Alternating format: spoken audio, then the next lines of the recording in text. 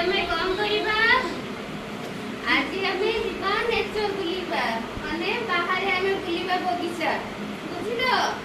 ବଗିଚା ବୁଲିବା। ବଗିଚାରେ ସବୁ କଣ କଣ ଅଛି ଏସବୁ। ଏଇଟା ମୋ ହାତରେ କଣ ଦେଖୁଛ?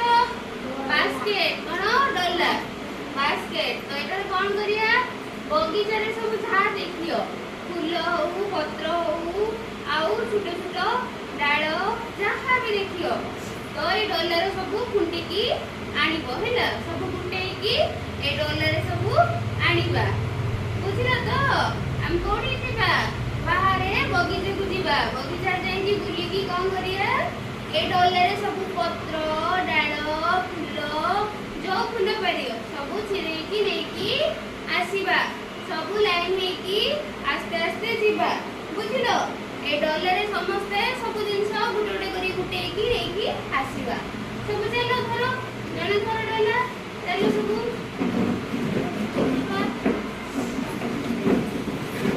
ସବୁ ଚାଲ, ଲାଇନ ହେଇକି ଆସ। ଆସ ଆସ ଆସ ଆସ ଆସ, ସିଧା ଆସ।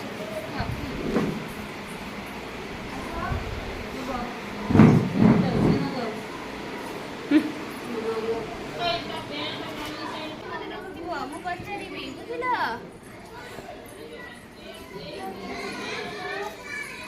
ଫୁଲ, ପତ୍ର, ଏପଟେ ଆସ, ଏପଟେ ଯିବା, ଏପଟେ ଆସ। ଚାଲ ଚାଲ, ଏପଟେ ଏପଟେ ଏପଟେ ଆସ।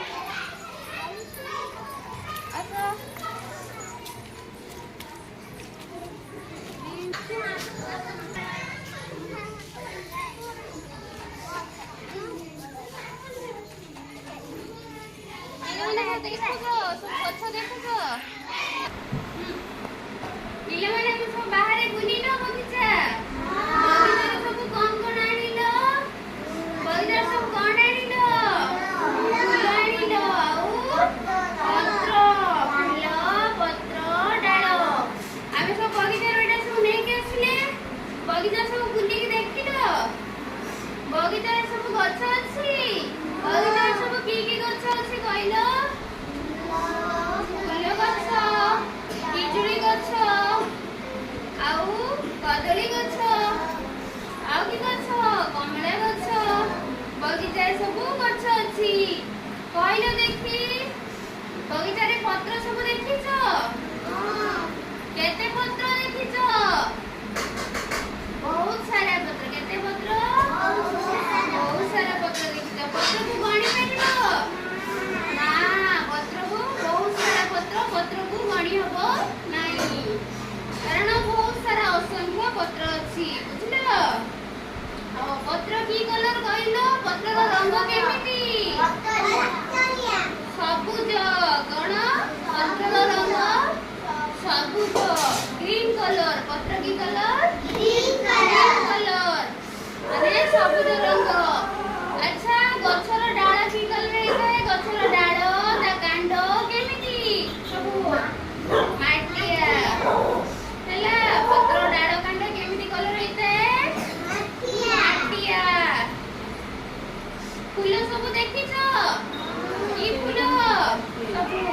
ଏ କି ଫୁଲ ଆଣିଛ ପିଲାମାନେ? ଏଟା କି ଫୁଲ? ସଦାବିହାରୀ। କଣ କୁହନ୍ତି? ସେବତୀ। କି ଫୁଲ ଇଏ?